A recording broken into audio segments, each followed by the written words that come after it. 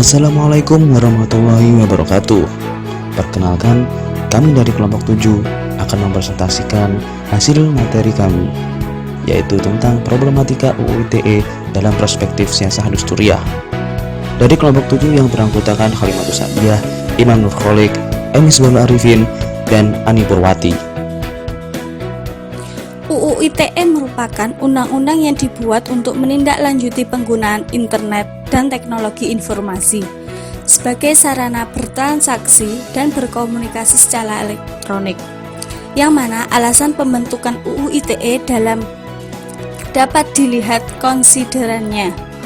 UU ITE berlaku untuk setiap orang yang melakukan perbuatan hukum sebagai diatur dalam undang-undang, baik yang berada di wilayah luar Indonesia maupun di dalam Indonesia, yang memiliki akibat hukum di wilayah hukum Indonesia dapat merugikan kepentingan Indonesia. Dengan demikian, jangkauan yurisdiksi undang-undang ini luas, tidak semata-mata diperuntukkan terhadap perbuatan hukum yang berlaku di Indonesia dan dilakukan oleh warga negara Indonesia, tapi juga berlaku bagi perbuatan hukum yang dilakukan di luar hukum atau yurisdiksi Indonesia, baik oleh warga negara Indonesia maupun warga negara asing, atau badan hukum Indonesia maupun badan hukum asing yang memiliki akibat hukum di Indonesia. Hal ini mengingat pemanfaatan teknologi informasi terhadap informasi elektronik dan transaksi elektronik dapat bersifat lintas teritorial atau universal.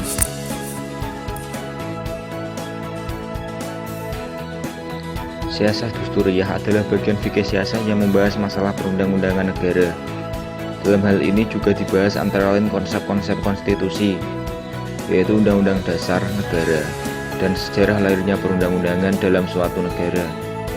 Lalu legislasi, yaitu bagaimana cara perumusan undang-undang, lembaga demokrasi dan syura yang merupakan pilar penting dalam perundang-undangan tersebut. Di samping itu, kajian ini juga membahas konsep negara hukum dalam siasah dan hubungan timbal balik antara pemerintah dan warga negara, serta hak-hak warga negara yang wajib dilindungi. Permasalahan di dalam fikih siasah dusturiah adalah hubungan antara pemimpin di satu pihak dan rakyatnya di pihak lain, serta kelembagaan-kelembagaan yang ada di dalam masyarakatnya. Oleh karena itu, di dalam fikih siasah dusturiah biasanya dibatasi hanya membahas peraturan dan perundang-undangan yang dituntut oleh hal ikhwal kenegaraan dari segi persesuaian dengan prinsip-prinsip agama dan merupakan realisasi kemaslahatan manusia serta memenuhi kebutuhannya.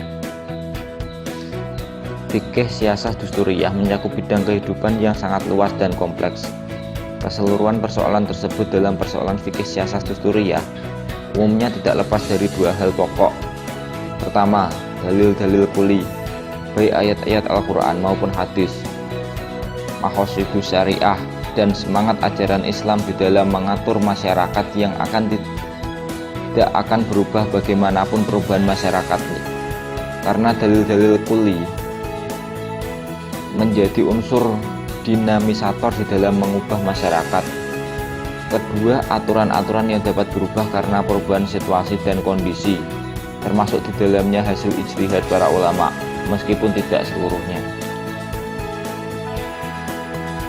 Berdasarkan perspektif siasah dusturiah, Undang-Undang Informasi dan Transaksi Elektronik masih terdapat kekurangan yang dapat mengancam kebebasan berekspresi yang menjadi jamaan dari hak konstitusional warga negara.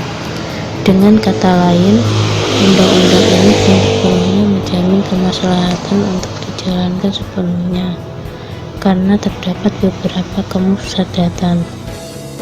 Padahal dalam membuat suatu peraturan, lembaga legislatif harus mengacu kepada prinsip mengambil maslahat dan menolak kemudaratan. Belum terjaminnya kemaslahatan ini disebabkan oleh masih terdapatnya beberapa pasal yang pengertiannya multitafsir dan tidak detail.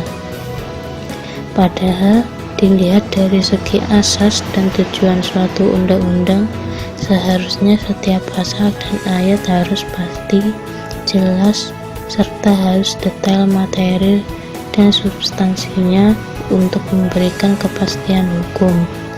Islam sendiri juga telah menegaskan bahwa tujuan dari kebebasan berekspresi itu sendiri harus untuk merealisasikan kebaikan atau mencegah kerusakan.